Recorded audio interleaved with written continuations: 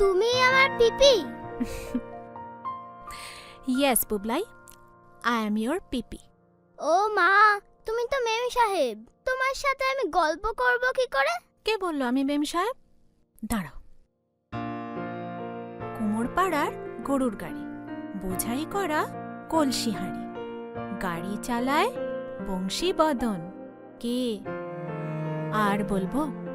শোন, সামনে গিয়ে আবার ওই ন্যাকার মতো করে দাঁড়িয়ে থাকবি না।